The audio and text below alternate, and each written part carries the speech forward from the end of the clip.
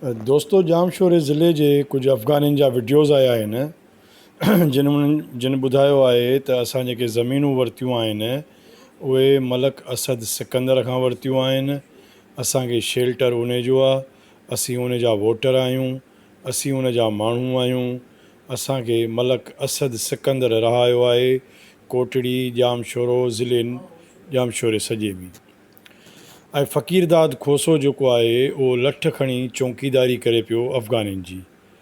हाणे अंदाज़ो लॻायो त पीपल्स पार्टी जा भोतार जॾहिं अफ़गानियुनि समेत सभिनी धारियनि खे शेल्टर ॾेई रहिया आहिनि, उन्हनि जी पुठि भराई करे रहिया आहिनि, उन्हनि खे ज़मीनूं ऐं पट प्लाट ॾेई रहिया आहिनि, त तव्हां अंदाज़ो ॿुधायो त सिंध में केॾी वॾी धारी आबादकारी पीपल्स पार्टीअ कई आहे। इन एॾी वॾी धारी आबादकारी खे केरु आख़िर कढंदो सिंध मां?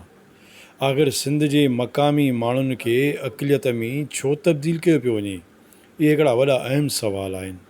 सिंध जा माण्हू हो, तव्हांखे सोचणो पवंदो। इन्हनि भोतारनि, कमदारनि ऐं वॾेरनि जे ख़िलाफ़ु तव्हांखे जिहाद करिणो पवंदो, नफ़रत करणी पवंदी, जिन तव्हां जूं ज़मीनूं विकिणी छॾियूं आहिनि। हूअं त गंगूमल जेको सहाफ़ी जंहिं ते हिननि हमिलो करायो, उन जी ॻाल्हि हाणे सभु चिटी थींदी पई वञे, साफ़ु थींदी पई वञे त हिननि त भाई सॼी सिंध विकिणी छॾी आहे, धारियनि खे ॾेई छॾी आहे। हिननि खां काशे सच बर्दाश्त नथो थिए। उन करे सिंध जे सभिनी माण्हुनि खे खपे त हिननि जो बाइकाट कनि। सॼी सिंध में जेकॾहिं धारियूं लोधूं अची वेही रहंदियूं त पोइ तव्हांजा ईंदड़ नसल जेके आहिनि, जेके हींअर ई तड़पी रहिया आहिनि, तव्हांजा ॿार सैंखे में, ख़राबु पाणीअ में, बेरोज़गारीअ में, बुख बदअमनीअ जी बाहि में सड़ी रहिया आहिनि। ऐं असांजा जेके लीडर आहिनि उहे धारियनि खे सपोर्ट करे रहिया आहिनि ऐं धारियनि खे पट प्लाट ॾेई रहिया आहिनि। सॼी सिंध जी सूरत हाल अहिड़ी आहे। आख़िर पीपल्स पार्टी चाहे छा थी?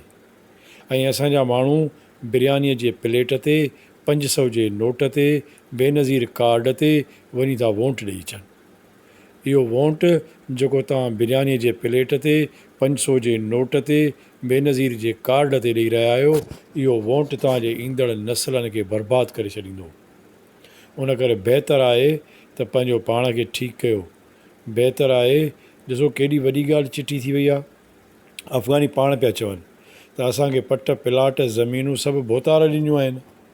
हाणे तव्हां ॿुधायो त मलक असद सिकंदर जो एॾो वॾो गुनाह शल धरती हुनखे माफ़ु करे। मूंखे नथो लॻे त का धरती हिनखे इहो गुनाह माफ़ु कंदी। सिंध जा भाॻिया कुझु सुजाॻ थियो, जाॻो, ये धरती